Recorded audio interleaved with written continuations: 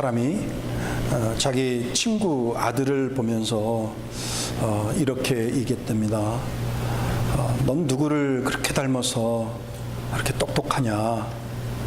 엄마를 닮은 거니? 아니면 아빠를 닮은 거냐?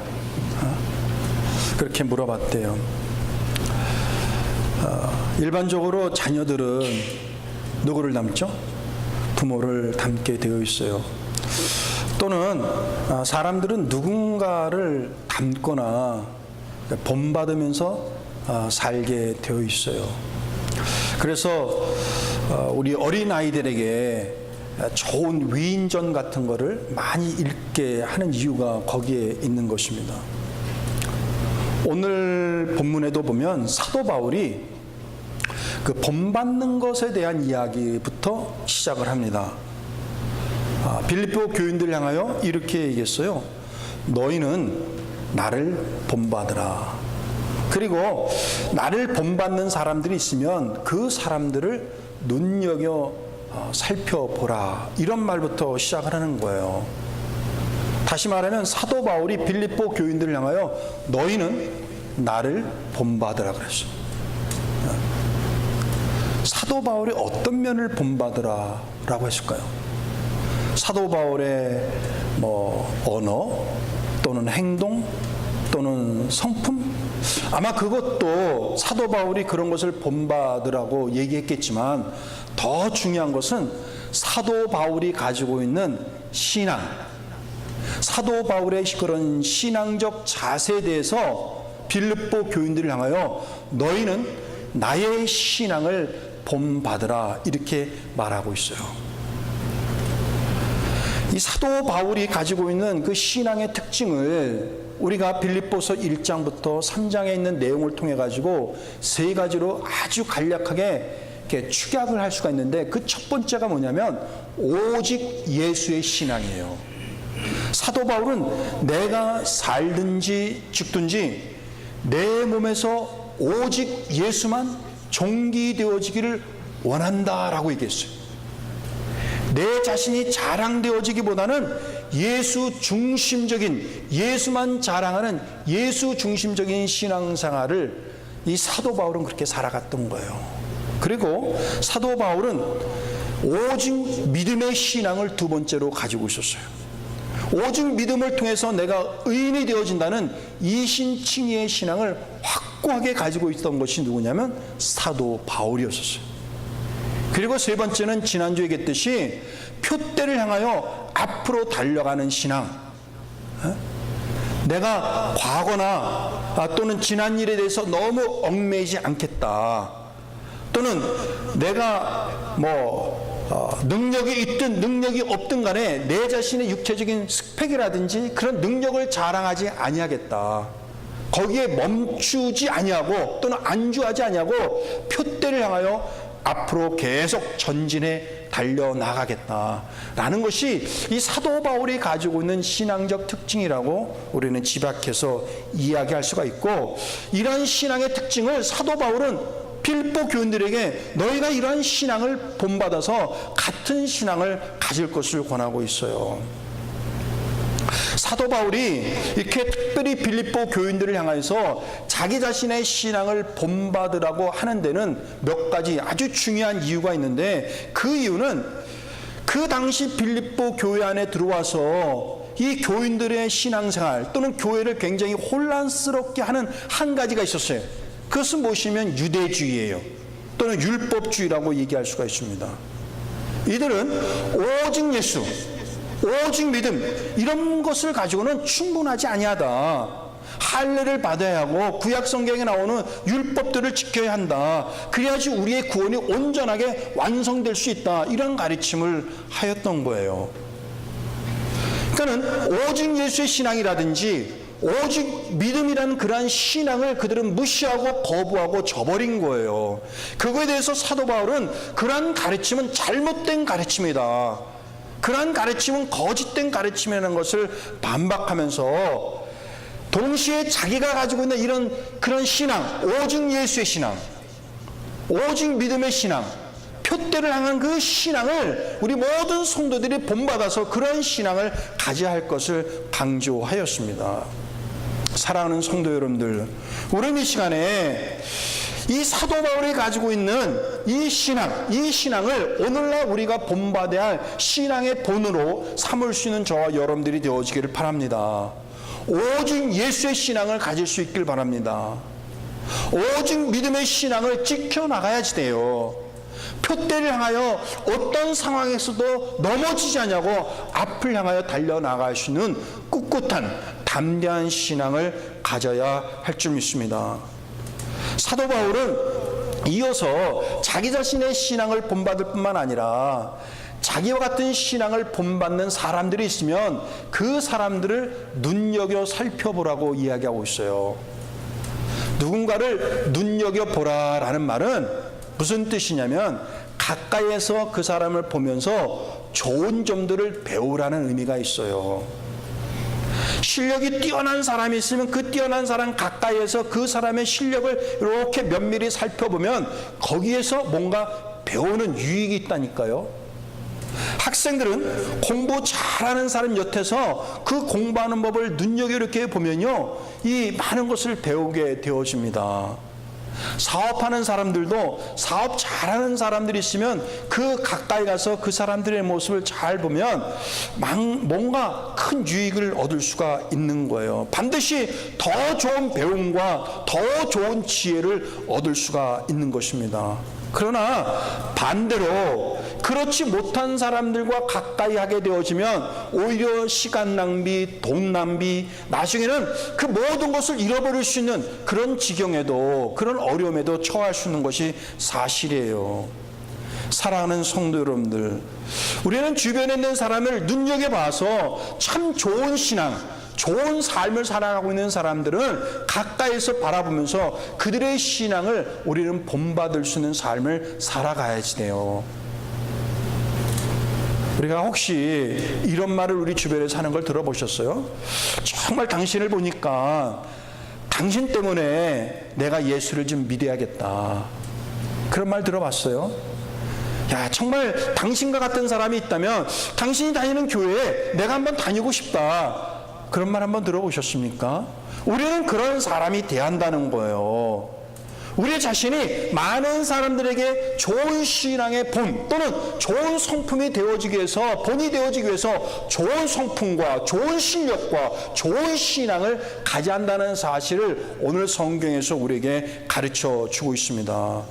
거꾸로 우리는 우리에게 더 좋은 본이 될 만한 사람이 있으면, 실력이든 성품이든 신앙이든 그런 사람들이 있으면 그런 사람들을 더 가까이 하고 그런 사람들과 사귀어서 내게 더 유익이 되도록 하는 것이 중요한 거예요. 그래서 우리가 자녀를 교육할 때도, 또 자녀를 위해서 기도할 때도 우리의 자녀가 정말 여러 면에서 본이 될 수 있는, 특별히 신앙의 본이 될 수 있는 좋은 친구를 만나게 해 주옵소서. 우리는 기도해야지 돼요. 정말 여러 가지 면에서 정말 좋은 본이 될 수 있는 좋은 스승을 만날 수 있도록 도와 주옵소서. 우리는 그렇게 기도해야 하는 거예요. 우리는 이 땅에 살아가면서 정말 많은 사람들에게 본이 되어지는 것뿐만 아니라 우리 주변에 있는 사람들에게 좋은 신앙의 본이 되어지는 사람이 있으면 그들과 가까이 하여서 더 많은 신앙의 유익을 쌓아갈 수 있는 저와 여러분들이 되어지기를 간절히 바랍니다. 18절 말씀을 이어서 살펴보면 이렇게 기록이 되어 있어요. 함께 읽어보겠습니다. 시작. 내가 여러 번 너희에게 말하였거니와 이제도 눈물을 흘리며 말하노니 여러 사람들이 그리스도의 십자가의 원수로 행하느니라. 이렇게 했어요. 사도 바울은 나를 본받으라 라는 것을 그냥 단순하게 말로 표현한 것이 아니라 정말 눈물을 흘리면서 간곡하게 부탁을 하는 거예요. 눈물을 흘리면서조차 너희는 나를 본받으라 이렇게 권면하는데, 그렇게 한 이유는 바로 좀 전에 얘기했듯이 하나님의 능력, 십자가의 능력을 부정하는 사람들이 있었고 빌립보 교회를 혼란스럽게 하는 사람들이 있었기 때문에 그래요. 그러니까 빌립보 교회를 혼란스럽게 하는 사람들을 향하여 사도 바울은 말을 하기를 그리스도 십자가의 원수로 행하는 자들이라 이렇게 표현했어요. 사랑하는 여러분들, 오늘 사도 바울이 액면 그대로 얘기했던 그리스도 십자가의 원수로 행하는 사람들이라는 그 사람들은 도대체 어떤 사람을 말하는 걸까요? 한마디로 예수 그리스도의 십자가의 능력을 부정하는 사람들이에요. 고린도전서 1장 18절에 보면 구원을 이루게 하시는 하나님의 능력이 십자가에 나타난다 그랬어요. 다시 말씀드려서 십자가는 구원을 가져다주는 하나님의 능력이라 그랬어요. 그러니까 구원의 능력을 가져주는 그 십자가를 부정하는 사람들, 그런 모든 사람들을 일컬어서 이 사도 바울은 그리스도 십자가의 뭐라고요? 원수라고 얘기했던 거예요. 십자가를 부정하는 사람들은 오직 예수의 신앙을 부정하는 것입니다. 십자가를 부정하는 사람들은 오직 믿음의 신앙을 부정하는 거예요. 십자가의 원수. 좀 말이 좀 과격하죠. 사도 바울은 그런 표현까지 했어요. 십자가의 원수들이다 그랬어요. 사도 바울은 겸손하고 정말 사랑이 충만하고 희생과 헌신의 아이콘과 같은 그런 훌륭한 인물이에요. 그럼에도 불구하고 그의 입에서 십자가의 원수라는 그런 거친 표현을 썼다는 것을 우리는 볼 때에 정말 우리는 사람들에 대해서, 우리 주변에 있는 사람들에 대해서 우리는 부드러워야지 돼요. 배려해야지 돼요. 사랑해야지 돼요. 겸손해야지 돼요. 그러나 사도 바울처럼 거짓 가르침에 대해서는 단호하게 맞서는 그런 단호한 신앙이 우리에게 필요하다는 사실을 가르쳐 주고 있습니다. 사람들이 종종 얘기하죠. 교회가 바뀌어야 한다. 교회의 문턱을 낮춰야 한다. 성경의 문턱을 낮춰야 한다. 그러면서 이 시대가 변하고 있는데 교회가 변하지 않고 있다. 이 시대가 변하고 있는데 교회 문턱이 너무 높다면서 교회가 자꾸 바뀌어지기를 원하는 거예요. 기독교 복음이 바뀌어지기를 원하는 거예요. 그래서 기독교 복음의 본질을 희석하고 변질시키고 타협하는 그런 시대로 바뀌어져 가고 있는 것이 사실이잖아요.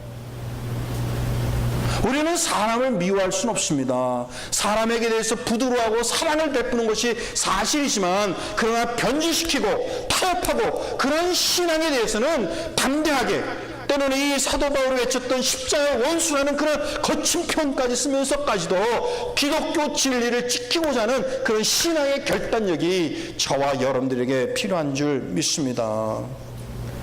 19절 말씀을 통해서 우리는 그리스도 십자가의 원수로 살아가는 사람들의 특성 몇 가지를 살펴볼 수가 있어요. 19절 말씀을 같이 한번 보도록 하겠습니다. 시작. 그들의 마침은 멸망이요 그들의 신은 배요 그 영광 그들의 부끄러움에 있고 땅의 일을 생각하는 자라 그랬어요. 네 가지를 얘기하고 있는데 그 첫 번째가 그리스도의 십자가의 원수로 행하는 자들의 마침, 그들의 엔딩은 뭐라 그랬습니까? 멸망이라는 거예요. 처음에는 화려하고 잘 되는 것 같지만 결국은 다 멸망하고 말 것이다 라고 얘기했고, 두 번째는 그들의 신은 뭐라 그랬어요? 배라 그랬어요. 그들이 섬기는 신은 배라 그랬어요. 여기서 배라는 것은 우리 사람들이 가지고 있는 먹는 배를 얘기하고 있는 거예요. 우리 배는요, 뭔가를 먹고 마시고 소화시키고 즐기는 용도로 우리 배는 사용되어지게 되어 있습니다.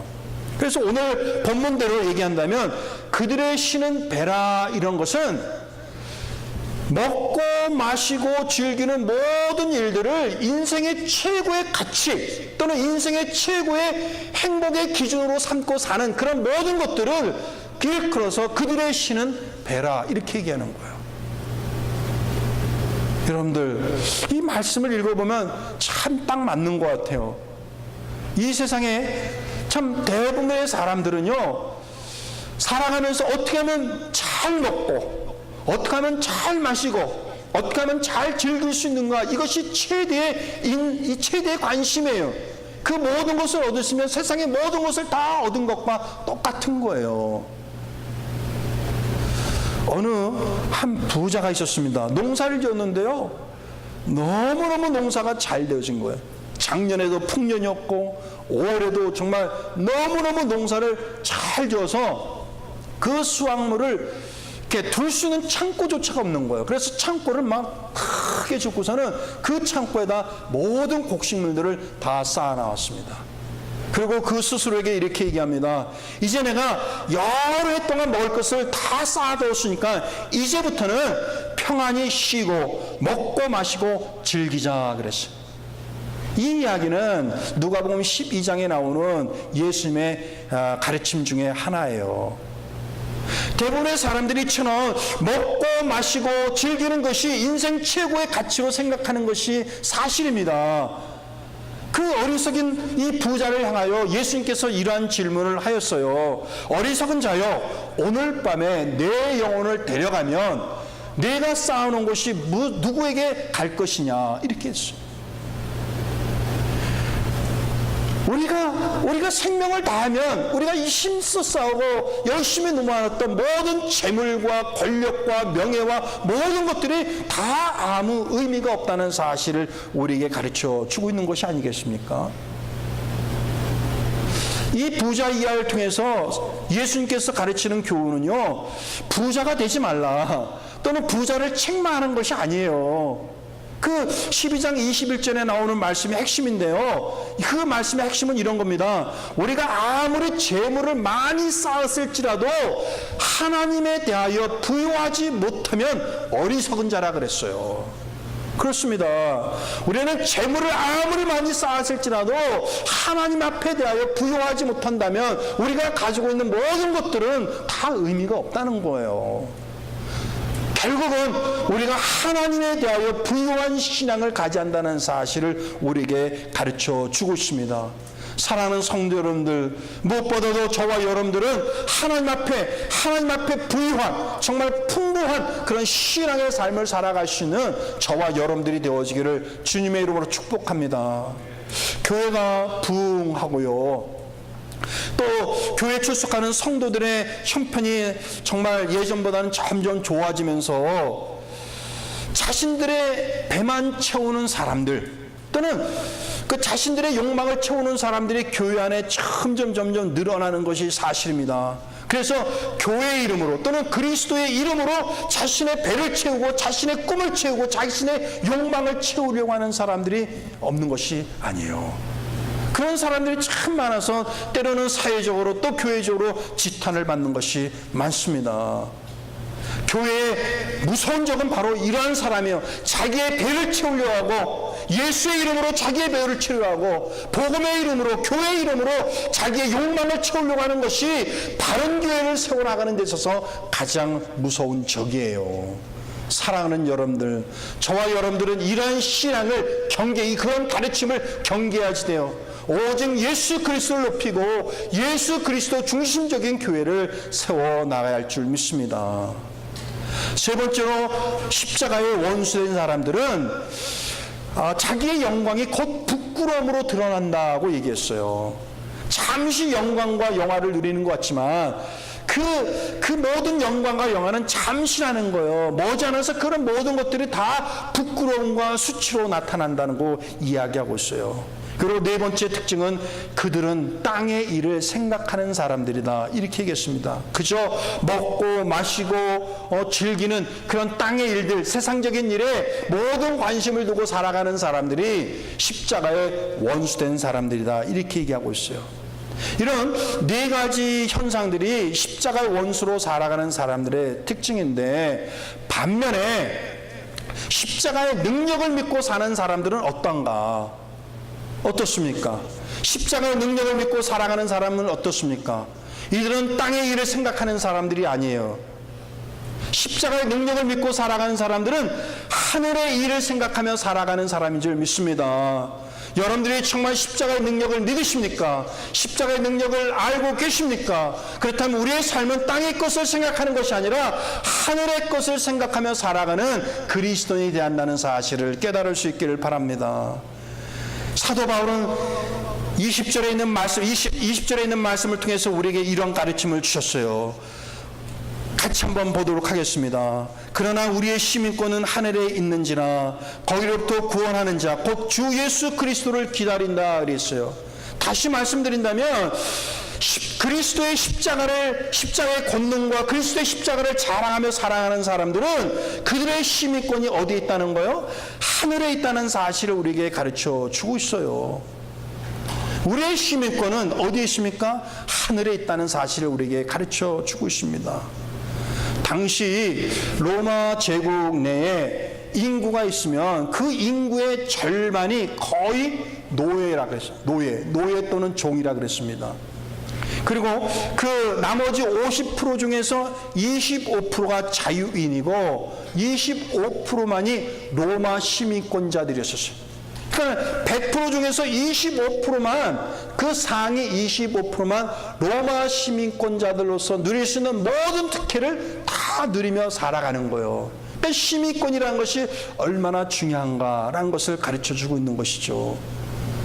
어제는 정말 오랜만에 약 20년 넘게 정말 오랜만에 제가 잘 알고 있는 후배 목사님 한 명을 만났어요. 이곳에 왔다고 만나 그래서 만났는데 현재 중령 계급장을 달고 22년째 미군 군목으로 근무하고 있는 목사님이에요. 그 동생도 미국 군목으로 근무하였다고 하였어요. 근데 불행히도 그 동생 목사가 군목이 된 지 2년 만에 그 훈련을 받다가 심장마비로 죽었어요. 그 이야기를 듣고 너무 안타까움을 들었어요. 그 동생 목사도 제가 잘 알아요. 그런데 이야기를 듣는 가운데 아주 놀라운 사실을 하나 깨달았어요. 그 이야기를 들으면서 야, 정말 미국 시민권자들이 가지고 있는 또는 미국 시민권자들에게 주는 혜택이 정말 미국에서는 엄청나구나 라는 것을 정말 새삼스럽게 깨달았어요. 뭐냐면 비록 죽은 동생이 군목으로 2년밖에 근무하지 않았지만 근무하다가 순직하였기 때문에 일단 그의 시신이 알링턴 국민묘지에 그 뭐 장엄한 그 세레모니를 통해 가지고 알링턴 국민묘지에 묻혔답니다. 그리고 그 부인에게 일시불로 60만 불을 주었다는 거예요. 그리고 매달 3,000불을 지급한답니다. 그리고 대학을 가든지 뭘 하든지 그 부인이 살 수 있도록 공부를 하는 그 모든 학비를 다 전액을 주겠다는 거예요. 야, 그걸 들으면서 역시 미국은 시민권자, 특별히 나라를 위해서 죽은 사람들을 위해서는 정말 철저히 보호하고 혜택을 주고 있구나. 그 미국 시민권의 위력을 깨달았어요. 하지만 사랑하는 여러분들, 우리가 미국 시민권으로 우리는 이 땅에서 영원히 살 수가 없어요. 이 땅의 모든 시민권은 죽음과 함께 종료가 되는 거예요. 죽음 이후 그 다음은 어떻게 되는지에 대해서 우리는 생각을 해야 하는 것입니다. 옛날 로마에 있는 어느 작은 학교 정문에 이런 글이 쓰여 있었대요. 그리고 그 다음에는 이런 글자가 써 있대요. Then next. 그리고 그 다음에는. 이런 글귀가 쓰인 데는 그럴 만한 사연이 있었는데 한 가난한 청년이 어떤 그 부자의 도움을 받아가지고 이제 법률 공부를 시작하게 되었는데 그 학비를 보조해주는 그 부자가 그 청년에게 물었답니다. 공부를 하여서 무엇을 하시렵니까? 그랬더니 네, 저는 법률가가 되겠습니다. 그 다음에는요, 저는 돈을 벌어서 많은 사람들에게 도움을 주고 싶습니다. 그러면 그 다음에는요, 은퇴해야죠. 그러면 그 다음에는요, 죽겠죠. 그리고 그 다음에는요, 그 다음에는 대답할 말을 잃었다는 거예요. 그때 가르침을 깨닫고 나중에 학교를 세운 다음에 학교 정문에다가 그리고 그 다음에는 then next 이런 단어를 써놓았다는 거예요. 사랑하는 여러분들, 우리에게 누군가가 우리에게 그리고 그 다음에는 그런 질문을 우리에게 던진다면 우리는 뭐라고 대답하겠습니까? 저와 여러분들은 이미 하늘의 시민권을 가지고 있기 때문에 네, 우리는 죽은 이후에 하늘나라에 가서 천국에서 천국 시민으로서 하나님과 영생하며 살 것입니다. 그런 답을 할 수 있는 하늘 시민권자인 줄 믿습니다. 그런 하늘 시민권자다운 특권과 하늘 시민권자다운 마음을 가지고 살아가야 할 줄 믿습니다. 이 하늘 시민권자들에게 주어지는 특권이 두 가지가 있다고 20절과 21절에서 가르쳐주고 있는데, 20절 후반절에는요, 주 예수 그리스도의 재림, 다시 오심을 기다린다 그랬어요. 예수 그리스도의 오심을 다시 기다리는 사람이 하늘의 시민권을 가진 사람이고요, 두 번째는 예수 그리스도가 이 땅에 다시 오면 우리의 낮고 천한 우리의 몸이 영광스러운 몸으로 변한다고 말하고 있어요. 우리가 이 땅에서 괴롭고 힘든 삶, 낮은 삶, 천한 삶을 살지라도 예수 그리스도가 이 땅에 오면 우리를 영광스러운 몸으로 변화시켜 주겠다고 이야기하고 있고, 그런 약속은 누구에게? 바로 하늘의 시민권을 가지고 있는 저와 여러분들에게 주는 하나님의 약속이에요. 그러므로 이 하늘의 시민권을 귀하게 여기고 정말 잘 간직하며 나갈 수 있는 저와 여러분들이 되어야 할 줄 믿습니다. 하늘 시민권자답게, 하늘의 시민권자답게 살아갈 수 있는 저와 여러분들이 되어지기를 주님의 이름으로 축복합니다. 사랑하는 성도 여러분들, 이제 말씀을 마치도록 하겠어요. 요즘 아침 저녁으로 기온이 날마다 하루가 다르게 달라지고 있는 것이 사실입니다. 이것은 계절이 바뀌어지고 있다는 것을 의미하고 있지 않겠습니까? 그러면서 참 세월이 참 빠르게 지나가고 있고 세상에 영원한 것은 없다라는 생각을 실감하게 됩니다. 사랑하는 성도님들, 우리는 이 땅에 살아갈 때 세상에 대해서도 부유해야지 돼요. 우리 안에 부자도 있어야 합니다. 높은 실력자들도 있어야 합니다. 우리 안에 높은 권력자도 있어야 합니다. 법을 집행하는 사람도 있어야 돼요. 법을 만드는 사람도 있어야 돼요. 그렇게 세상에 대해서도 부유한 사람이 있어야 하는 것뿐만 아니라 하나님에 대하여 부유한 자가 되어야 한다는 사실을 잊지 마시길 바랍니다. 아니, 거꾸로 하나님에 대하여 부유할 때에 우리에게 하나님께서는 세상에 대하여 더 부유한 것을 허락하여 주실 줄 믿습니다. 하나님의 시민권답게 하나님에 대하여 부유한 신앙을 할 때 이 세상에 대하여 부유한 것들을 우리에게 덤으로 축복하여 주실 줄 믿습니다. 바른 신앙의, 바른 삶의 본이 되시길 바랍니다. 우리 주변에 있는 가족들에게, 또 여러분들 주변에 있는 친구들에게 좋은 신앙의 본이 되어 주시기를 바랍니다. 그리고 정말 여러분 주변에 바른 신앙의 본을 가지고 있는 사람들이 있으면 그런 사람들과 함께 가까이 살아가시는 지혜가 있으시길 바랍니다. 하나님의 능력이 나타나는 그 십자가만을 바라볼 수 있는 신앙이 저와 여러분들에게 있길 바랍니다. 십자가의 능력은 우리에게 구원의 능력을 주시고, 치유의 능력을 주시고, 소망의 능력을 주시고, 생명의 능력을 주시는 것이 바로 십자가, 예수 그리스도의 십자가예요. 이런 예수 그리스도의 십자가이기 때문에 우리는 행복한 것이 아니겠습니까? 사랑하는 성도 여러분들, 나는 십자가의 능력을 믿습니다. 나는 천국 시민으로 살아갑니다. 그런 신앙 고백을 마음 깊은 곳에서 중심으로 하나님 앞에 고백할 수 있는 저와 여러분들이 되어지길 바랍니다.